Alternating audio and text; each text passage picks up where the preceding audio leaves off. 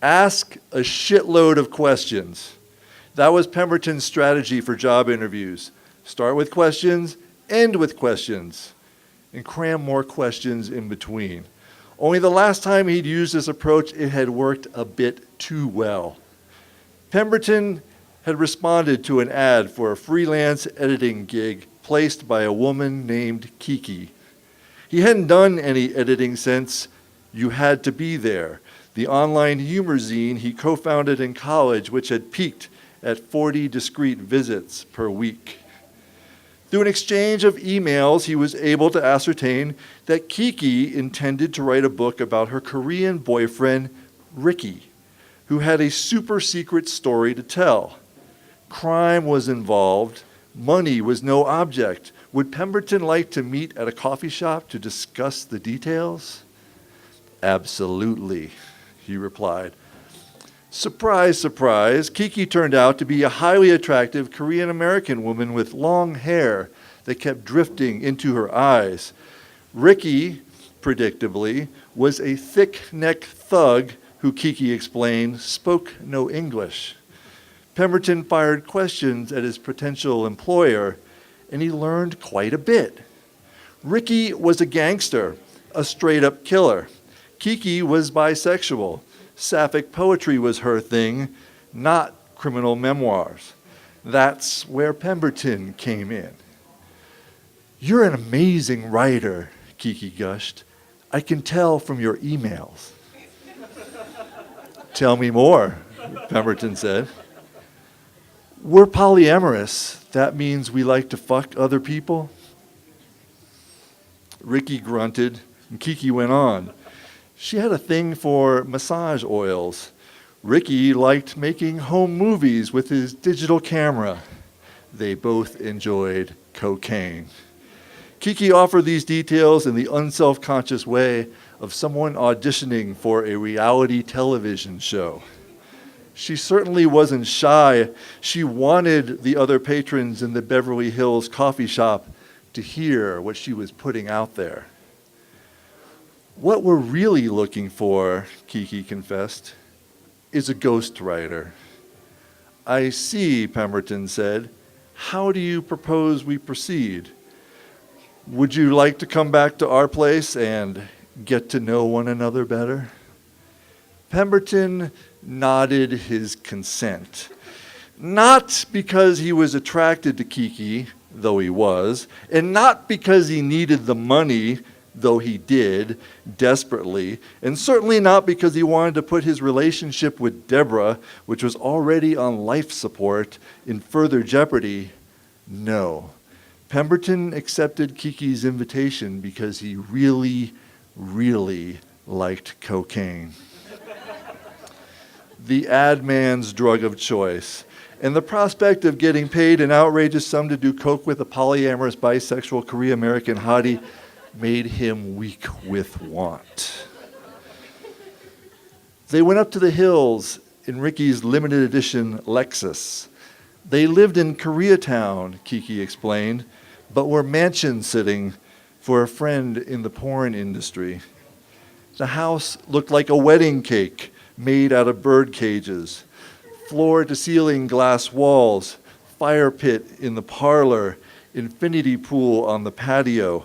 The guest bedroom was a tribute to the 1970s. Pemberton wondered how many adult films had been shot here.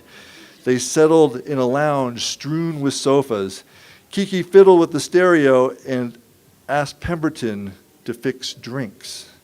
He found the bar and made a Bellini for Kiki and poured himself a scotch. He had no idea where Ricky had disappeared to. What I find exhilarating about memoir, Kiki said as if she were practicing her French, is how naked you are. Just you, the page, the pen, Pemberton offered. I was going to say thesaurus, but you're the pro. Pemberton was ready for another scotch. Can you handle that kind of nakedness? Kiki scrutinized him over the rim of a cocktail glass. Of course, I'm the pro, he replied. Let's do some blow.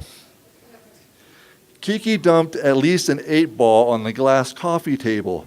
Pemberton asked more questions while she sculpted lines. How long have you and Ricky known each other? What brought you to L.A.? You do know I'm heterosexual, right? Kiki snorted a line of coke through an impressive-looking silver tube designed expressly for the purpose. The kinky couple from Koreatown were serious about their cocaine. Pemberton did 1, 2, 3 lines with a rolled-up dollar bill and levitated over to the bar to splash more scotch in his glass while Kiki went back to work with her pretty little tube. Numb from the neck up, Pemberton could barely make out what Kiki was saying until she beckoned to him from the couch. And then some things happened. Although I said this was an autobiographical character, this, I assure you, is all fiction. So I had to do a great deal of research. And in the course of that research, I learned that when some men take cocaine, that they are unable to perform. Oh, you're right. Why be coy? It was James who told me that. And unfortunately, that's what happens to Pemberton. Kiki stopped. She produced a silver tube much longer than the first and handed it to Pemberton. What's this for? If you can't service me, she asked, you can at least give my man what he needs. Oh, and I forgot to mention that one of the reasons that may have influenced Pemberton's performance was the return of Ricky with a video camera wearing a silk kimono. What? Pemberton bleated. You blow. Ricky got down on all fours and looked at him over his shoulder. I'm sorry, Pemberton said to Kiki. I don't play that way. I thought I made that clear. No, like this. And Kiki held the silver tube up to her mouth like a dart gun and slapped Ricky's ass. Pemberton understood. He'd heard about this sort of thing, but had never seen the practice put into action. He accepted the tube and knelt on the carpet. He knee-walked to Ricky's backside and balked. Ricky's muscular cheeks gleamed with oil and smelled faintly of vanilla. He said to Kiki, can you give me a hand here? Kiki rolled her eyes. She crouched by Pemberton's side and inserted one end of the silver tube into Ricky's rectum. Pemberton felt for the first time those faint stirrings of desire, but it was too late for that. Pemberton blew the cocaine that had been packed into the silver tube deep into Ricky's ass. The Korean gangster howled as if he'd been jabbed by a needle, or maybe he was singing Pemberton's praises as a cocaine delivery system. Unlikely, but the possibility could not be ruled out. What did he say? Pemberton asked. He said he doesn't think you're the ghost we're looking for. I think I'd better be going. I think that would be best. Pemberton pulled on his pants, slipped into his jacket, felt the reassuring weight of his cell phone. He wondered how many times Deborah had called and pushed the thought out of his mind. Say, do you think I could... Kiki slapped a baggie into Pemberton's palm. Goodbye. Thank you. You were never here. Of course. And where are we exactly so I can call a cab? Kiki backed Pemberton onto the porch. If you contact me, she warned, you can expect a visit from Ricky. Pemberton tried to think of something clever to say as the door shut in his face. He was terrible at goodbyes. He stumbled down the street, letting gravity be his guide. The moon, the stars, 3 missed calls from his fiancée. Holy shit.